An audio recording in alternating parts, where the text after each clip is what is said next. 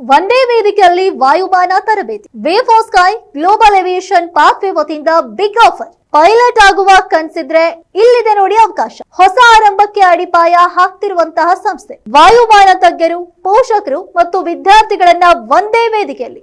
ಇನ್ಯಾಕೆ ತಡ, 24ಕ್ಕೆ ಭೇಟಿ ಕೊಡಿ.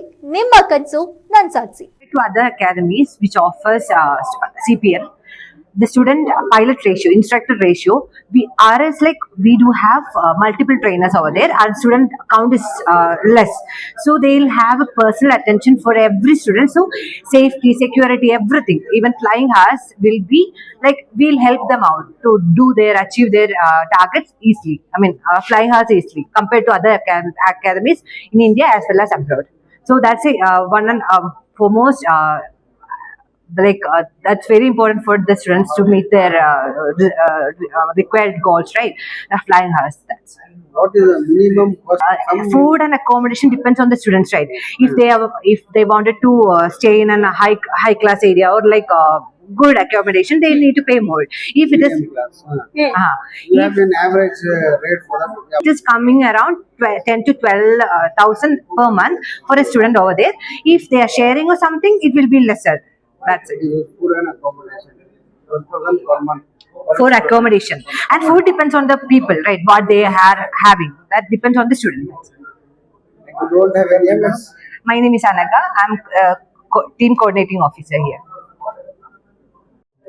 ಮೇಡಮ್ ಹೇಳಿ ಮೇಡಮ್, ಇವತ್ತಿನ ಉದ್ದೇಶ ಏನು, ಈ ಪ್ರೆಸ್ ಮೀಟ್ ಮಾಡಕ್ ಕಾರಣ ಏನು? ನಾವು ಮೇನ್ ಆಗಿ ಏನ್ ಫೋಕಸ್ ಮಾಡ್ತಿದೀವಿ ಅಂದ್ರೆ ನಮ್ ಸ್ಟೂಡೆಂಟ್ಸ್ ಎಷ್ಟಾದ್ರೂ ನೋಡಿ, ಮೇನ್ ನಮ್ ಸ್ಟೂಡೆಂಟ್ಸ್ ಏನ್ ಮಾಡ್ತಾರೆ, ಪೈಲಟ್ ಟ್ರೈನಿಂಗ್ ಮಾಡ್ಬೇಕು ಅಂತ ಅವ್ರದ್ದು ಒಂದು ಡ್ರೀಮ್, ಸರಿನಾ? ಬಟ್ ಅವ್ರಲ್ಲಿ ನಾವೇನಂದ್ರೆ, ಇಲ್ಲಿ ತುಂಬಾ ಜನ ಸ್ಟೂಡೆಂಟ್ಸ್ಗೆ ಗೊತ್ತಿಲ್ಲ. ಲೈಕ್ ಸೌತ್ ಆಫ್ರಿಕಾದಲ್ಲಿ ಅವ್ರು ಕನ್ಫ್ಯೂಸ್ ಇರ್ತಾರೆ, ಸೌತ್ ಆಫ್ರಿಕಾದಲ್ಲಿ ಮಾಡ್ಲಾ, ಇಂಡಿಯಾದಲ್ಲಿ ಮಾಡ್ಲಾ, ಯಾವ ಕಂಟ್ರಿಯಲ್ಲಿ ಮಾಡ್ಲಿ ಅಂತ ಅವ್ರಿಗೆ ಕನ್ಫ್ಯೂಸ್ ಇರುತ್ತೆ.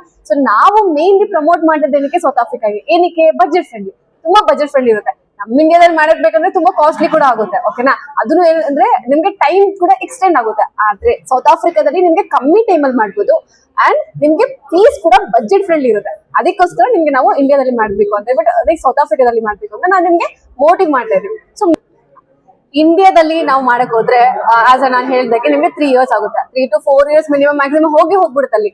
ಅದ್ರಲ್ಲಿ ಬಂದ್ಬಿಟ್ಟು ನಿಮ್ಗೆ 60 to 70 lakhs ಅಂತೂ ಅಲ್ಲಿ ಹೋಯ್ತು.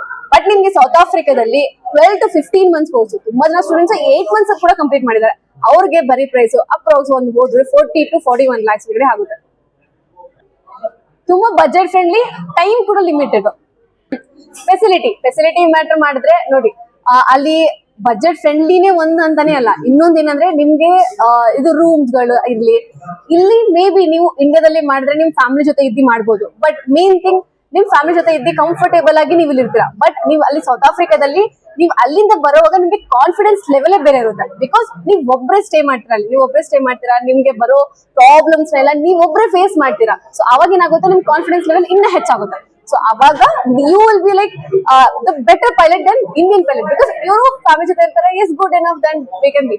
ಬಟ್ ಅಲ್ಲಿ ನೀವು ಇವ್ರಿಗಿಂತ ಬೇಗ ಪೈಲಟ್ ಆಗ್ಬೋದು, ಅಂಡ್ ಅಲ್ಲಿಂದ ಬಂದ್ಮೇಲೆ ನಿಮಗೆ ಕಾನ್ಫಿಡೆನ್ಸ್ ಲೆವೆಲ್ ಇನ್ನೂ ಹೆಚ್ಚಾಗಿರುತ್ತೆ. ಇಲ್ಲಿ ಜಾಬ್ ಟೈಮ್ ಬಂದಾಗ ಇಲ್ಲಿ ಏನಾಗುತ್ತೆ ಅಂದ್ರೆ, ಜಾಬ್ದು ಬಂದಾಗ ಇಲ್ಲಿ ನಾವು ಅವ್ರಿಗೆ ಹೇಳಕ್ಕಾಗಲ್ಲ 100% ಜಾಬ್ ಅಶ್ಯೂರೆನ್ಸ್ ಇರುತ್ತಾ ಇಲ್ಲ ಅಂತ. ಏನಕ್ಕೆ ಅಂದ್ರೆ ಎಲ್ಲ ಡಿಪೆಂಡ್ ಆನ್ ಸ್ಟೂಡೆಂಟ್ ಮೇಲೆ. ಸ್ಟೂಡೆಂಟ್ ಎಷ್ಟು ಅವರ್ಸ್ ಅವ್ರು ಫ್ಲೈ ಮಾಡ್ತಾರೆ ಅದ್ರ ಮೇಲೆ ಡಿಪೆಂಡ್ ಅವರು ಎಷ್ಟು ಬೇಗ ಜಾಬ್ ಸಿಗುತ್ತೆ ಅಂತ. ಸೊ ಎಲ್ಲ ಅವತ್ತು ಫ್ಲೈಯಿಂಗ್ ಅವರ್ಸ್ ಮೇಲೆ ಡಿಪೆಂಡ್ ಆಗುತ್ತೆ.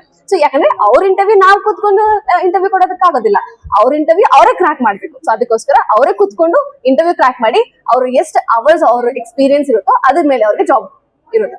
ಬಟ್ ಎಸ್, ಜಾಬ್ಗೆ ತುಂಬಾ ಆಫರ್ಸ್ ಅವೈಲೇಬಲ್ ಇದೆ. ಇಟ್ಸ್ ಡಿಪೆಂಡ್ ಆನ್ ಸ್ಟೂಡೆಂಟ್, ಅವ್ರು ಹೇಗೆ ಬಂದ್ ಮಾಡ್ತಾರೆ ಅದ್ರ ಮೇಲೆ ಡಿಪೆಂಡ್. ಆಕ್ಚುಲಿ ಏನಂದ್ರೆ, ನಾವು ಅವ್ರಿಗೆ ವೀಕ್ ಲೈಕ್ 6 daysಗೂ ಅವ್ರಿಗೆ ನಾವು ಫ್ಲೈಯಿಂಗ್ ಹಾಸ್ಕೊಡೋಣ ಅಂತ ನಮ್ದು ಉದ್ದೇಶ. ಆಕ್ಚುಲಿ ನಿಮ್ಗೆ ಬೇರೆ ಇನ್ಸ್ಟಿಟ್ಯೂಟ್ ಎಲ್ಲಾನು ನಿಮ್ಗೆ ಡೈಲಿ ನಿಮ್ಗೆ ಫ್ಲೈಯಿಂಗ್ ಇರುತ್ತೆ ಅನ್ಬಿಟ್ಟು ಅವ್ರು ನಿಮ್ಗೆ ಗ್ಯಾರಂಟಿ ಕೊಡಲ್ಲ. ಬಟ್ ನಾವು ಏನಿದ್ರು ನಿಮ್ಗೆ ಗ್ಯಾರಂಟಿ ಕೊಡ್ತಾ ಇದೀವಿ ದಟ್ ನಿಮ್ಗೆ ಫ್ಲೈಯಿಂಗ್ ಲೈಕ್ ಇರುತ್ತೆ ಅನ್ಬಿಟ್ಟು, ಅಂಡ್ ಡೈಲಿ ಫ್ಲೈಯಿಂಗ್ ಇರುತ್ತೆ ಅಂತ ಹೇಳ್ಬಿಟ್ಟು. ಇದೇನಂದ್ರೆ ನಾನು ಸುಮ್ನೆ ಹಾಗೆ ಹೇಳ್ಬೇಕು ಅಂತ ಹೇಳ್ತಿಲ್ಲ, ಬಟ್ ನಾವು ನಿಮ್ ಬಗ್ಗೆ ನಿಮ್ಮ ಹತ್ರ ಏನೇನ್ ಮಾತಾಡಿದ್ವು ಎಲ್ಲ ನಿಮ್ಗೆ ಸ್ಟೂಡೆಂಟ್ ಕಾಂಟ್ರಾಕ್ಟ್ ಅಂತ ಒಂದು ಬರುತ್ತೆ. ಆ ಸ್ಟೂಡೆಂಟ್ ಕಾಂಟ್ರಾಕ್ಟ್ ಅಲ್ಲಿ ನಿಮ್ಗೆಲ್ಲ ಮೆನ್ಷನ್ ಆಗಿರುತ್ತೆ. +2 ಆಗಿರ್ಬೇಕು. ಮೊದಲು ಈ ತರ ಇತ್ತು, ಬರೀ ಸೈನ್ಸ್ ಮಾಡ್ಬೇಕು ಅಂತ. ಬಟ್ ಇವಾಗ ಕಾಮರ್ಸ್ ಫೀಲ್ಡ್ ಇರ್ಲಿ, ಸೈನ್ಸ್ ಫೀಲ್ಡ್ ಇರ್ಲಿ, ಈವನ್ ಆರ್ಟ್ಸ್ ಫೀಲ್ಡ್ ಇರ್ಲಿ, ಅವ್ರು ಕೂಡ ಅಪ್ಲೈ ಮಾಡ್ಕೋಬಹುದು. ಹಾ, ಇವತ್ತಿನ ಕೂಡ ಸೆಮಿನಾರ್ ಅಲ್ಲಿ ತುಂಬಾ ಜನ ಅಡ್ಮಿಷನ್ ತಗೊಂಡಿದ್ದಾರೆ. ಮೇನ್ ನಮ್ದು ಏನಂತ ಹೇಳಿದ್ರೆ, ಈ ಸೆಮಿನಾರ್ ಅಲ್ಲಿ ಅಡ್ಮಿಷನ್ ಕ್ಲೋಸ್ ಮಾಡಿರೋರಿಗೆ ನಾವು ಆಫರ್ಸ್ ಕೂಡ ಕೊಟ್ಟಿದ್ದೀವಿ. 9 ಆಫರ್ಸ್, ಅದು ಒಂದಲ್ಲ ಎರಡಲ್ಲ, 9 ಆಫರ್ಸ್. ಎಕ್ಸಾಂಪಲ್ ನಿಮ್ಗೆ ಹೇಳ್ಬೇಕಂದ್ರೆ, ನಾನು ಲೈಕ್ ಇದು ಪೈಲಟ್ ಟಿಕೆಟ್ ಫ್ರೀ, ಆಮೇಲೆ ಇದು flight ticket free, pilot kit free, pilot headset free ಅಂತ ತುಂಬಾ ಆಫರ್ಸ್, 9 ಆಫರ್ಸ್ ಕೊಟ್ಟಿದ್ದೀವಿ. ಸೊ ಆ ಆಫರ್ಸ್ ಸ್ಟೂಡೆಂಟ್ಸ್ ತುಂಬಾ ಜನ ಅಡ್ಮಿಷನ್ಸ್ ತಗೊಂಡಿದ್ದಾರೆ ಕೂಡ. ನಮ್ದು as of now approx 41 lakhs, but currency ಮೇಲೆ ಡಿಪೆಂಡ್ ಆಗುತ್ತೆ. 1 ZAR is equals to as if no 4.75 ಆತರ, ಅದ್ರ ಮೇಲೆ ಡಿಪೆಂಡ್. ಜಾರ್ ಪ್ರೈಸ್ ಏನಾದ್ರು ಇಂಡಿಯನ್ ಪ್ರೈಸ್ ಏನಾದ್ರು ಹೆಚ್ಚಾದ್ರೆ ಅದ್ರ ಮೇಲೆ ಡಿಪೆಂಡ್ ಆಗುತ್ತೆ.